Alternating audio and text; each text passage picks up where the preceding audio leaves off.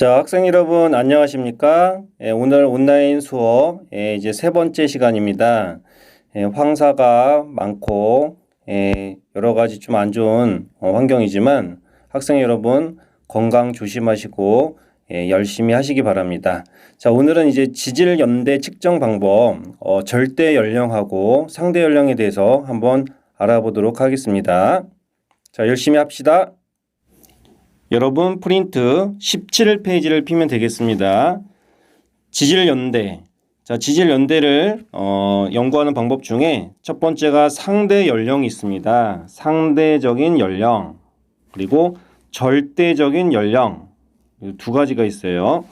자, 상대 연령 같은 경우에는 우리가 지사학의 법칙 우리가 배웠죠. 그래서 이 지사학의 법칙을 이용해서 지층의 또는 암석의 그 생성 시기나 지질학적 순서, 이건 순서를 상대적으로 나타내는 것을 말합니다. 그러니까 우리가 저번 시간에 그 지질 단면들을 보고 어떤 지층이 먼저 이렇게 생성되는지 순서를 적는 것을 연습했죠. 그런 것을 우리가 상대 연령이라고 합니다. 그러니까 상대 연령은 지층의 또는 암석의 생성 순서를 우리가 결정할 때 쓰인다는 거 앞에서 다 했기 때문에 요거는 그냥 간단하게 넘어가겠습니다. 자, 그다음에 이제 두 번째, 이번 시간에 가장 중요한 내용인데요. 절대 연령, 절대적인 연령을 측정하는 방법이 여러 가지가 있지만 여기서는 이제 방사성 동위 원소의 반감기를 이용해서 계산하는 방법을 좀 알아보려고 합니다. 암석의 생성 시기 그리고 지질학적 사건 이런 것을 수치, 그러니까 숫자죠. 정확한 숫자로 우리가 계산할 수 있는 것을 우리가 절대 연령이라고 합니다. 그럼 방사성 동위 원소라는 게 나오는데 이 방사성 동위 원소가 무엇이냐? 이 방사성 동위 원소라는 것을 일단 개념을 먼저 알아야 될 것 같아요. 자, 방사성 동위 원소라는 거는 지금 여기에 나와 있습니다. 그러니까 원자핵 속에 있는 양성자의 수가 같아요. 하지만 그럼 중성자의 수가 달라서 질량수가 다르다. 좀 되게 어렵죠. 좀 어려운 얘기인데 선생님이 간단하게 설명을 하도록 하겠습니다. 먼저 이제 원자의 그 구조를 살펴보면은 핵이 있어요. 자, 핵이 있고 그 주변에 이제 전자가 이제 있겠죠. 전자가 이렇게 있습니다. 전자. 자, 그러면 이 핵 속에는 양성자가 있고요. 그리고 중성자가 있습니다. 자, 핵 속에는 양성자와 중성자가 있어요. 근데 이 양성자의 개수가 이거 플러스로 놓고 양성자의 개수가 한 개면 원자 번호 1, 두 개면은 원자 번호가 2라고 하죠. 그래서 양성자의 개수는 곧 원자 번호를 이제 말하고 있습니다. 근데 지금 양성자의 개수가 똑같지만 이 중성자의 이 양이 다르면 전체적인 질량수가 좀 달라질 수가 있어요. 그러니까 지금 핵 속에 있는 양성자와 중성자의 이 질량, 이걸 우리가 질량수라고 얘기합니다. 질량수. 근데 이 중성자의 그 질량이 다르기 때문에 질량수가 좀 다를 수가 있어요. 그러니까 지금 이 얘기죠. 지금 원자 핵을 보면은 양성자 수는 같아요. 그러니까 원자 번호는 같아요. 하지만 이 중성자 수가 달라져서 질량수가 다른 원소가 있을 수 있는데 이걸 우리가 동위 원소다라고 얘기를 한다는 거죠. 자, 예를 들면은 수소가 원자 번호가 1이죠. 그러니까 핵 속에 양성자가 한 개 있다는 거예요. 근데 만약에 핵 속에 양성자가 두 개가 있다는 것은 원자 번호가 2번이고 헬륨이 되겠죠. 헬륨. 그다음에 이제 탄소가 있습니다. 탄소는 핵 속의 양성자의 개수가 6개가 있어요. 6개.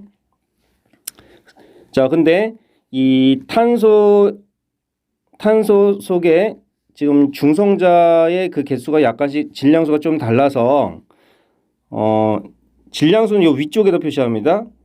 12탄소가 있어요. 12탄소. 그다음에 6번 탄소 이렇게 있는데 13탄소가 있고 14탄소가 있습니다. 그러니까 지금 원자 번호가 지금 6번인 탄소가 중성자 수가 조금 약간 달라서 전체 질량이 12내가 있고 13이내가 있고 14가 있다는 거죠. 요것을 우리가 동위원소라고 얘기합니다. 동위원소. 근데 특히 이 14탄소 요게 약간 불안정합니다. 불안정을 해가지고 자 불안정해서 요 14탄소가 가만 놔두면 이것이 변해요. 변하는 걸 우리가 붕괴했다 이렇게 말해요. 붕괴해가지고 뭘로 바뀌냐면은 14 질소로 이렇게 바뀝니다. 그래서 지금 여기 보니까 지금 14탄소가 가만 놔두면 14 질소로 바뀌죠. 이걸 뭐라고 하냐면은 이 방사성 동위원소가 방사선을 방출하면서 그러니까 방사성이라는 말을 붙였죠. 안정한 원소로 변하는 것을 우리가 방사성 동위원소라고 합니다. 그러니까 지금 이게 14탄소가 14질소로 가는데 이걸 우리가 붕괴라고 하고 이때 방사선이 나옵니다. 방사선이 나오기 때문에 이런 걸 우리가 방사성 동위원소다. 방사성 동위원소가 지금 요거죠. 이 14탄소. 자, 그럼 이때 자, 용어전을 조금 하도록 하겠습니다. 이때 원래 요게 바로 이제 엄마, 그렇죠? 엄마 원소라고 해서 모원소라고 얘기하고요. 그다음에 이제 변한 것을 아들 자자, 그렇죠? 자녀, 그러니까 자원소라고 얘기를 합니다. 그러니까 모원소가 14탄소고 자원소가 14인이 되겠죠? 자, 요거를 우리가 방사성 동위원소 붕괴라고 얘기를 합니다. 자, 그러면 잠깐 여기 조금 지저분해졌으니까 자, 일단 지우고요. 자, 이렇게 해서 선생님 설명 다 했죠? 자, 방사성 동위원소가 무엇이냐? 이 동위원소 중에서 자연적으로 가만 놔두면 이제 붕괴한다는 거죠. 붕괴해서 방사선을 방출하기 때문에 방사성이라는 말을 붙였고, 그리고 이제 원자 번호가 똑같은데 질량수가 다르기 때문에 동위원소라고 했습니다. 그래서 안정한 원소로 변하는데 안정한 원소가 바로 이제 자원소가 되겠죠. 자, 지금 자원소, 모원소 요 개념도 설명을 했습니다. 자, 그럼 이제 중요한 거는 이제 방사성 동위원소라는 걸 이제 알았는데 이것이 가만 놔두면은 이제 변합니다. 자원소로 모원소가 자원소로 변하는데 지금 반감기라는 말이 나왔어요. 반감기라는 말은 무슨 말이냐면은 이 모원소가 서서히 자원소로 변해 가는데 처음량의 이 반이라는 건 반이죠. 절반이 감소하는 기간이다. 이렇게 말합니다. 그러니까 모원소가 전체 양의 반으로 이제 자원소로 변할 때 그러니까 모원소는 이제 감소한 거죠. 그때 기간을 우리가 반감기라고 합니다. 근데 반감기는 온도와 압력 등 외부 환경에 관계없이 일정한 속도로 붕괴합니다. 일정한 속도로. 그래서 처음량, 그러니까 지금 모원소의 그 처음량의 절반으로 줄어드는 데 걸리는 시간을 반감기라고 한다. 그래서 반감기를 보통 우리가 이제 라지 T 이렇게 나옵니다. 라지 T. 자, 이 반감기는 방사성 동위원소 종류에 따라서 각각 독특한 이 일정한 값을 갖습니다. 그리고 외부 온도와 압력에 관계없이 일정하다 이렇게 되어 있습니다. 자, 밑에 표가 지금 이제 방사성 동위원소의 대표적인 건데요. 뭐 우라늄이 납으로 변하고, 그렇죠? 우라늄이 납으로 변하고, 칼륨이 아르곤으로 변하고, 탄소가 질소로 변하는데 이거 다 외울 필요는 없습니다. 반감기가 이쪽이 뭐 45억 년 굉장히 길죠. 그리고 여기가 탄소 질소 요게 이제 5,700년이니까 좀 짧습니다. 그래서 선생님 생각하기에는 아마 요 정도는 기억을 해주면 좋겠다. 14탄소가 14질소로 가날 때 반감기는 5,700년이다. 뼈나 나무 등의 탄소를 포함한 유기물에 유기물이 주로 있어서 보통 이제 고고하게 이 14탄소와 14질소, 그러니까 CN법이죠. CN법 요걸 이용을 많이 합니다. 자, 그러면 지금 요거를 이제 설명을 좀 해야 되는데요. 자, 이 그래프를 잠깐 보도록 하겠습니다. 자, 지금 여기가 이제 모원소죠. 지금 이 모원소 그래프가 이거예요. 모원소 그래프는 이거예요. 그러니까 모원소는 점차적으로 이제 분기해서 점점점 양이 줄어들겠죠. 근데 이제 모원소가 자원소로 변하니까 자원소는 맨 처음엔 없었습니다. 근데 이제 점점 자원소가 이제 많아지겠죠. 자, 그러면 일단 이렇게 생각해 봅시다. 자, 모원소를 기준으로 할 때, 모원소가 처음에는 1이었어요. 이거 상대적 비율이죠. 원소의 양이 1. 근데 이제 반으로 줄어들었어요. 반으로 줄어들 때 그때의 시간을 우리가 반감기라고 했습니다. 그렇죠? 자, 그러면 지금 2분의 1의 절반은 또 뭐예요? 요거의 절반 값이 4분의 1입니다. 4분의 1 값은 반감기가 2번 일어났겠죠. 예. 그 다음에 이제 요 4분의 1의 또 반은 뭐예요? 8분의 1이죠. 8분의 1이라면은 반감기가 지금 3번 일어났다는 거죠. 예, 이렇게 해가지고 여러분들, 약간 대체적으로 좀 약간 이 반감기를 이용하게 되면은 우리가 지금 이 시간이 바로 절대 연령입니다. 예, 요거를 우리가 추정할 수 있어요. 예, 반감기가 1번이냐, 2번이냐, 3번이냐에 따라서 요것을 우리가 이제 절대 연령으로 잡을 수 있는데 이걸 이제 공식화하니까 지금 옆에 이렇게 나와 있습니다. 지금 이게 뭐냐면 n이라고 했을 때는 뭐 t년 후에 스몰 t 그러니까 몇 년 후에 그 모원소의 양을 나타내는데 n0라는 거는 이제 처음 모원소의 양입니다. n0. 그러면 지금 원래 그 갖고 있던 모원소 양은 그러니까 t년 후에 모원소의 양은 원래 처음 양에 이제 뭐 이렇게 줄어들겠죠.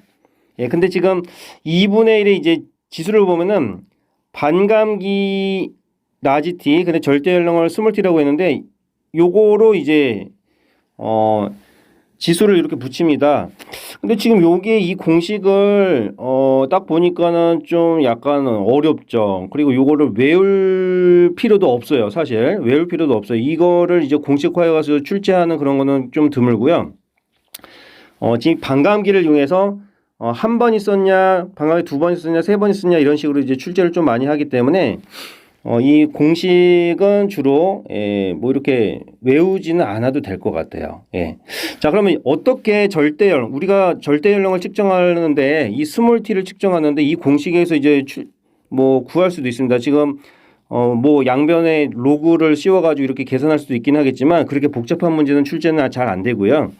예, 지금 반감기가 1번이냐 2번이냐 3번이냐 이런 식으로 출제하기 때문에 아마 밑에 있는 요거, 요 표가 굉장히 좀 중요한 얘기입니다. 자, 여기 별표 이렇게 쳐 놓으시고요. 이제 한번 본격적으로 한번 구해 보도록 하겠습니다. 자, 이 반감기. 자, 이거 스몰 라지 t죠? 그다음에 절대 연령. 절대 연령은 아까 스몰 t라고 했습니다. 그러면 반감기하고 절대 연령의 그 관계성만 추출하면은 되겠어요. 자, 일단 한번 보겠습니다. 암석이나 광물 속에 방사성 동위원소가 만약 있다면 맨 처음에 모원소와 자원소의 이 비율 이거죠. 그 다음에 이 반감기 우리가 반감기를 알고 있으면 그 암석의 광물이 생성된 시기를 우리가 알 수 있습니다. 자, 이게 무슨 말이냐 전혀 모르겠죠. 자, 그러면 이제 이 모원소가 동그라미입니다. 동그라미가 모원소가 있었는데 이것이 이제 별표로 이렇게 바뀝니다. 그러니까 이게 이제 모원소고 이게 자원소라고 했을 때, 자, 지금 이렇게 돼 있죠. 지금 모원소가 처음에는 32기가 있고 자원소는 지금 이제 없죠. 아무것도 없었어요. 근데 이제 반감기가 흘렀어요. 반감기 흘렀다는 말은 무슨 말이냐면 모원소가 이 모원소가 몇 개예요? 이 반으로 줄어드니까 32의 반이 얼마예요? 16개. 그럼 이제 16개가 줄어들었지만 이 자원소가 이제 16개로 이제 증가했겠죠. 요 두 개의 합이 32가 나오면 됩니다. 요 두 개가 32개. 자, 이제 또 반감기가 또 흘렀어요. 두 번째 반감기. 첫 번째 흘렀고 이제 반감기가 두 번 있었습니다. 그러면 여기 16의 반이 뭐예요? 16의 반이 8이죠. 자, 그 다음에 8개가 다시 자원수로 갔겠죠? 그러면 16 플러스 8 하면 얼마입니까? 그렇죠? 24가 됩니다. 자, 이제 반감기가 이제 3번 있었어요. 그러면 8의 반이 얼마입니까? 4죠? 자, 그 다음에 이제 4개가 다시 자원소로 더했으니까 24 플러스 4 하면은 그렇죠? 28이 됩니다. 28.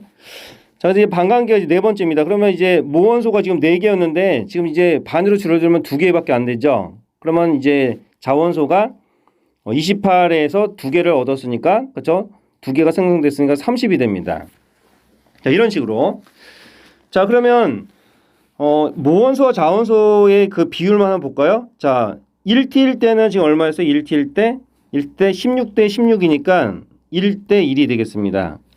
자, 그 다음에 이제 2T일 때는 8대 24죠? 8대 24면은 약분하면 1대 83, 24.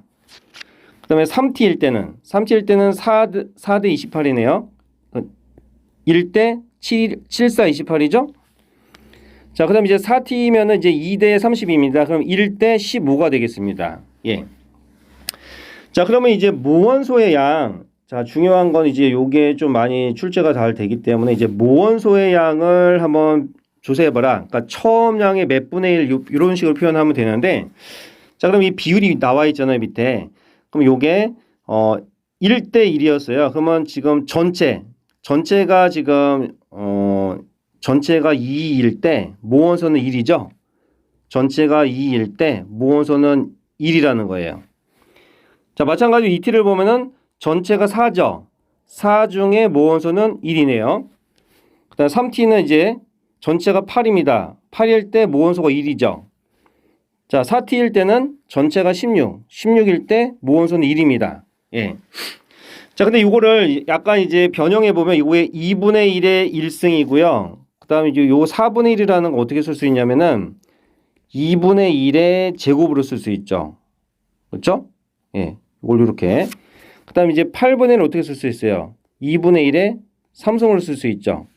16분의 1은 2분의 1의 4승으로 쓸 수 있죠. 자, 그러면 이제 규칙이 나오죠. 자, 지금 이 모원소의 양이 처음 양이 몇 분의 1이냐를 표현했을 때 2분의 1의 n승꼴로 이제 나오게 되면 이 n승이 뭐냐면 반감기의 횟수입니다. 그러니까 반감기가 몇 번 일어나는지 이 횟수가 되겠습니다. 그렇죠? 반감기 횟수를 우리가 알고 그러면 이제 반감기를 우리가 나지 t라고 놨잖아요. 반감기 곱하기 요 반감기 횟수 n을 하면은 이게 바로 절대 연령으로 나올 수가 있습니다. 자, 이렇게 해서 여러분들 공식화하면은 요겁니다. 결론은 요거. 예, 요거 별표 5개. 자, 일단 반감기를 알고요. 그리고 반감기가 몇 번 일어나는지를 조사할 때는 모원소의 양이 처음에 2분의 1의 n승꼴로 이제 바꾸면 이 n승이 바로 반감기의 횟수가 됩니다. 그러니까 지금 여기 보니까 반감기가 한 번 있었고요. 요거는 이제 2번 있었고, 요건 3번 있었고, 요건 4번 있었다는 뜻이거든요. 그래서 지금 여기가 4T, 3T, 2T, 1T가 바로 절대 연령이 되겠습니다. 자, 학생 여러분, 요 계산 이렇게 문제가 나왔을 때 계산할 수 있겠죠? 자, 조금 열심히 그리고 좀 꼼꼼하게 잘 보시기 바랍니다. 자, 다음 18페이지로 가겠습니다. 자, 그러면 이 암석의 절대 연령을 구하는 방법을 배웠는데요. 이 절대 연령을 측정했을 때 화성암과 변성암과 퇴적암에서 어떻게 해석할 수 있느냐. 이것 좀 약간 디테일하게 조금 깊이 들어간 내용인데요. 만약에 화성암에 있는 모원소를 이용해서 그쵸? 반감기를 이용해서 절대연령을 구했다면 그거는 마그마에서 자, 마그마가 냉각이 되면 용융 포인트, 그러니까 녹능점이 높은 것부터 광물이 정출이 됩니다. 광물이 이제 서서 이렇게 순서대로 정출되는데 그 광물이 정출된 시기를 알 수가 있어요. 그러니까 지금 이 마그마가 이렇게 있는데 용융점이 가장 높은 것이 먼저 이렇게 광물로 이렇게 나옵니다. 광물이 이렇게 고체로 나오는데 이 광물 속에 만약에 방사성 동위원소가 있다면은 그 절대 연령은 이 광물이 생긴 정출된 시기를 의미하는 거예요. 시기. 정출된 시기.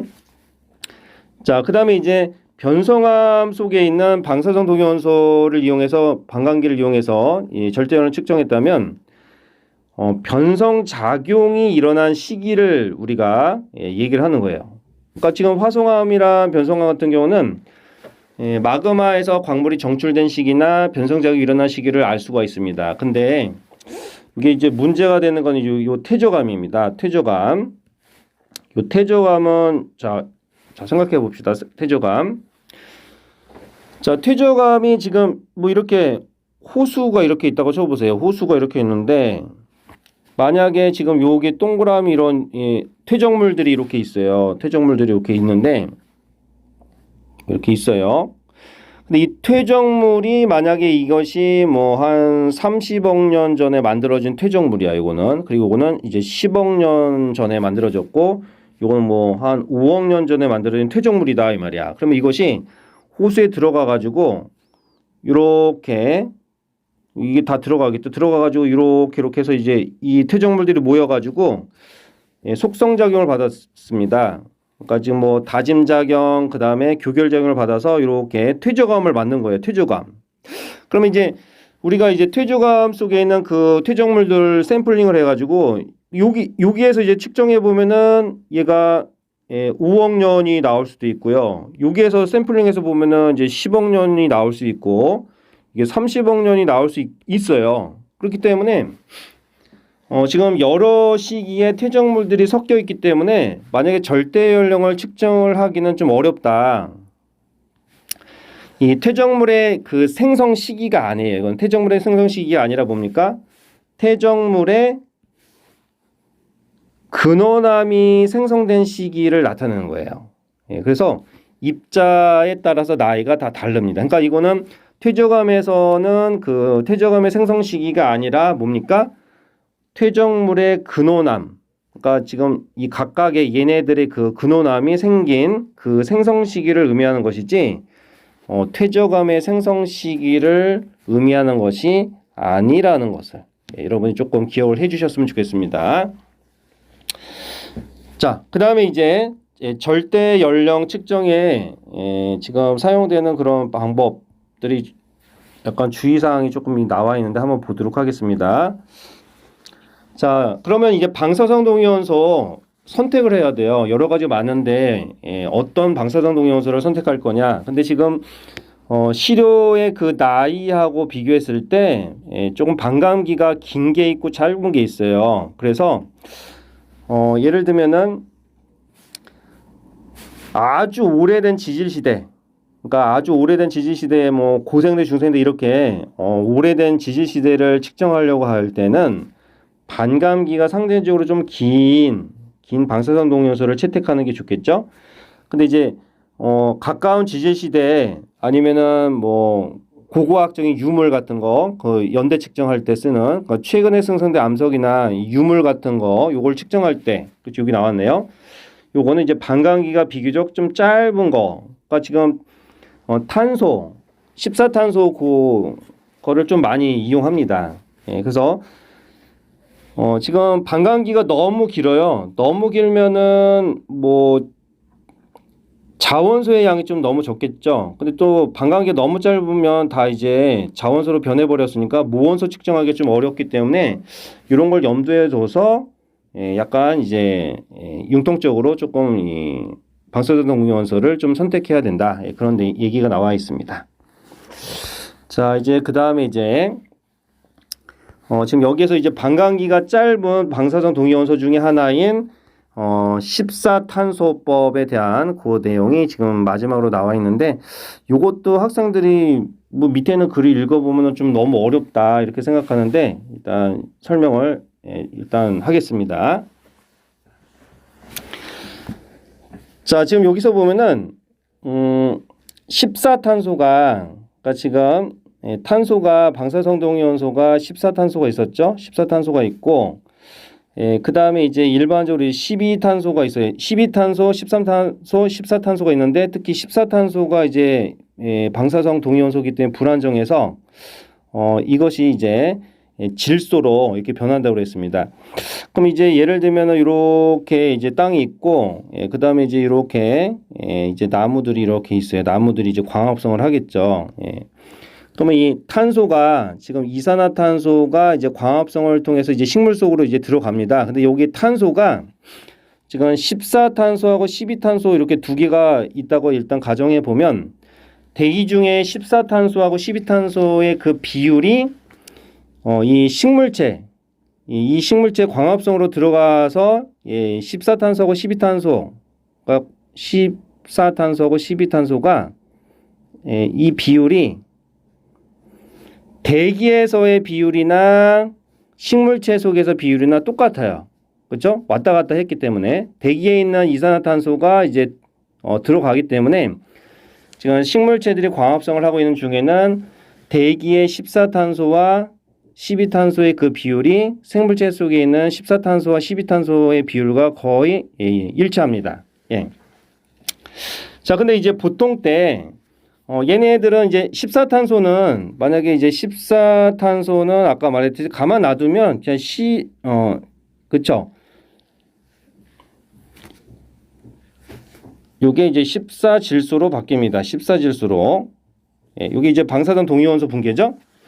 한 5,700년 정도 이렇게 걸립니다. 5,700년, 반감기 5,700년입니다. 자, 근데 이제 얘가 지금 여기 그림이 있네요. 지금 자연 상태에서 지금 여기 14질소가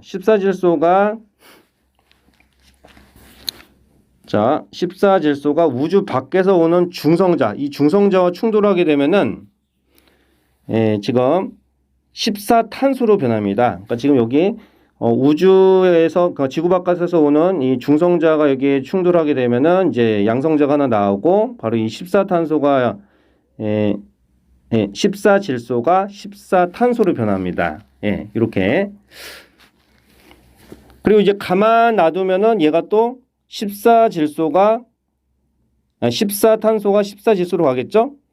그러니까 지금 가만 놔두면은 얘가 이렇게 변하는데, 얘가 중성자를 맞고 다시 이렇게 갑니다. 그럼 이게 왔다 갔다 하면서 자연 상태에서는 이 비율이 어느 정도 이제 일정하게 유지가 됩니다. 예. 자, 근데 이제 문제는 뭐냐면은 이 생물체가 이제 죽는 거죠. 얘가 죽었어요. 죽으면 이 대기 중에 있는 이 비율과 이 광합성을 했을 때 생물체에 있는 이 비율이 이제 일치했는데, 그럼 어떻게 됩니까? 지금 이제 광합성을 못하니까 이 상태에서 이제 방사성 동위원소가 붕괴가 되겠죠. 그러니까 12탄소는 그대로 있고요. 12탄소는 그대로 있고, 이 14탄소가 14질소로 변합니다. 차츰 변해요. 그 변하는 양상을 지금 이렇게 보여준 거예요. 그러니까 지금은 이제 14탄소가 이제 이렇게 있었는데, 5,700년이 되면은 그 반이 14질소로 변해요. 그러니까 지금 여기가 지금 시꺼멓게 표현한 것이 여기가 이제 14질소고, 이렇게 밝게 표현한 것은 14탄소죠. 그러니까 모원소가 자원소로 변한다는 거죠. 또다시 이제, 그러니까 요게 반감기가 T라고 하면 요게 반감기 2T입니다. 2T가 됐을 때는 또 요것이 또 반 줄어들었고요. 이게 3T가 됐으면 또 이렇게 된다는 거죠. 자, 그러면 우리가 생물체에 있는 그 유기물 속에서 이 14탄소의 그 모원소의 그 양을 조사해 보면 우리가 이제 절대 연령을 측정할 수 있다는 얘기입니다. 그래서 자, 나머지는 쭉 읽어보시면 될 것 같은데 이렇게 반감기가 짧은 것은 고고학에 이제 이용하게 되는데요. 그 내용이 쭉 나와 있습니다. 예. 그래서 대기 중에 12탄소와 14탄소의 비율과 그리고 죽은 생물체의 12탄소하고 14의 비율 분명히 다르겠죠. 왜냐면 이제 죽은 생물체에서는 14탄소가 이제 14 질소로 변하기 때문에 얘가 이제 양이 줄어들 겁니다. 그래서 대기 중에 이 양과 이 생물체 내의 이 양을 비교해 보면은 죽은 후에 어느 정도 이제 시간이 지난지를 우리가 알 수 있습니다. 그래서 연대 측정법 그에 대한 얘기를 했으니까 한번 천천히 여러분 읽어보시면 될 것 같습니다. 자, 학생 여러분, 오늘 또 지질 연대 측정하는 방법, 반감기를 이용해서 절대 연령을 계산하는 방법을 배웠는데요. 한번 열심히 또 다시 한번 복습하시고요. 자, 건강 조심하세요. 자, 등교 수업 때 만납시다. 수고했습니다.